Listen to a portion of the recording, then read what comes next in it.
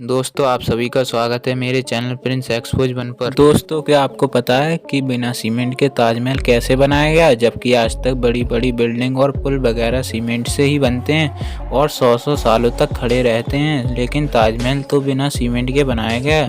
तो फिर कैसे वो करीब 350 सालों से इतनी मजबूती से खड़ा है। फिर चाहे कितना ही बड़ा भूचाल आ जाए, चाहे कोई भी नेचुरल डिजास्टर हो, ताजमहल तो वहीं का वहीं खड़ा रहा। आखिर कैसे, क्या आपको पता है उस समय ताजमहल को कितने रुपए में बनाया गया? क्यों ताजमहल को यमुना नदी के किनारे बनाया गया? और साथ में आप ये भी जानेंगे कि क्यों आज तक ताजमहल को लाइट नहीं लगाई गई। बस आप वीडियो के लास्ट तक हमारे साथ बने रहें और नए यूजर इस चैनल को सब्सक्राइब जरूर कर लेना। तो चलिए वीडियो को शुरू करते हैं। दोस्तों हर साल लाखों की संख्या में लोग इस अजूबे को देखने आते हैं। आपको इसकी हिस्ट्री का तो पता होगा कि कैसे शाहजहां ने अपनी बेगम मुमताज़ के लिए इतना बड़ा ताजमहल बनवा डाला। उन्होंने अपने प्यार को मुमताज़ की मौत के बाद एक्सप्रेस किया था, लेकिन दोस्तों बिना सीमेंट के इतना बड़ा महल खड़ा हो गया, जबकि सीमेंट का आविष्कार 1824 एस्पिडिन नाम के इंसान ने किया था, जो कि इंग्लैंड में रहते थे। और इन्होंने दुनिया का सबसे पहला सीमेंट का कंपनी बनाया था, जिसका नाम पोर्टलैंड सीमेंट रखा था। और ताजमहल का कंस्ट्रक्शन सन 1631 में शुरू हुआ और 1648 में ख़त्म हुआ, लेकिन बिना सीमेंट के ये खड़ा था। इसे आज तक कोई खरोंच नहीं आई। दरअसल सीमेंट का इन्वेंशन से पहले आर्किटेक्ट एक खास तरह का पेस्ट का इस्तेमाल करते थे, जिसमें बहुत अजीब अजीब चीज़ें होती थीं। और अगर ताजमहल के कंस्ट्रक्शन की बात करें तो इसमें बहुत सारे प्रेशियस स्टोन जैसे अकोका, यमनाइट, फिरोजा, लाजवाब, मूंगा, सलामिनिया, लहसुनिया, तामरा, ये सब पत्थर प्रयोग होते थे, क्योंकि बहुत ही रेयर स्टोन थे। और ये रसिया, राजस्थान, उज्बेकिस्तान, ईरान, इजराइल, इन सब तरह के दुनिया भर के देशों से मंगाए गए थे। इसमें कुछ अल्ट्रा रेयर स्टोन भी यूज हुए थे, जैसे कि तिलाई, पाई, जहार, अजूबा, नाई, गोल्ड।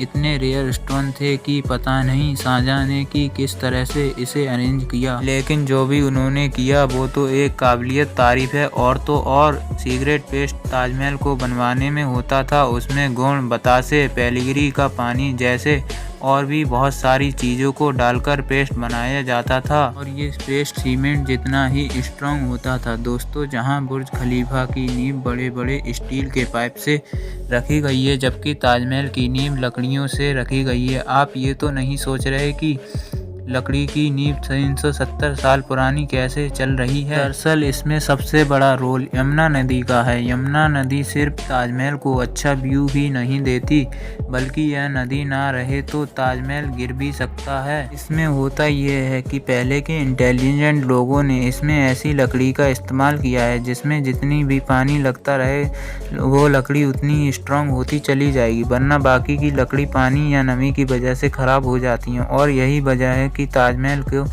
खड़ा रहने में यमुना नदी का बहुत बड़ा योगदान है। और अगर यमुना नदी सूख जाए तो ताजमहल उसके बिना खड़ा नहीं रह सकता। अब दोस्तों आपने देखा होगा कि ताजमहल के आसपास के चारों ओर मीनार एक दूसरे से परपेंडिकुलर होकर नहीं खड़े हैं। मतलब ये है कि वो स्ट्रेट नहीं खड़े हैं, और ऐसा जानबूझकर किया गया था। दरअसल ये इसलिए किया गया था कि कभी जोर का भूकंप आता भी है तो चारों मीनार ताजमहल से दूर गिर जाएंगे, और इस तरह भूकंप के झटके ताजमहल तक पहुंचने से पहले इन मीनारों पर ऑब्जर्व हो जाएंगे, और इस तरह ताजमहल पर भी इसका कोई असर नहीं होगा और वो सुरक्षित बचा रहेगा। दोस्तों बात करते हैं कि आखिर ताजमहल को बनने में कितना खर्चा आया होगा। आप जानते हैं कि उस समय 1 रुपये की कीमत बहुत ज़्यादा होती थी, और अगर आज कैलकुलेशन की जाए तो आज ताजमहल की कीमत 8,000 करोड़ से लेकर 10,000 करोड़ तक इस ताजमहल को बनाने में खर्चा हुआ है। अब दोस्तों ताजमहल में लाइट क्यों नहीं लगाई गई? क्या आप जानते हैं कि ताजमहल का सफ़ेद रंग लाइट को सबसे ज़्यादा रिफ्लेक्ट करता है, और इसीलिए रात के समय लाइट लगा दी गई तो ताजमहल पर पत्थर लाइट को रिफ्लेक्ट करेंगे, और साथ ही ताजमहल भी ज़्यादा चमकेगा, जिससे आसपास के कीड़े मकोड़े इस पर आकर चिपकेंगे और ताजमहल के पत्थर को भी नुकसान पहुंचाएंगे। और यही वजह है कि ताजमहल में कभी भी लाइट नहीं लगाई गई है। दोस्तों वीडियो पसंद आई हो तो वीडियो को लाइक और हमारे चैनल प्रिंस एक्सपोज वन को सब्सक्राइब ज़रूर करें।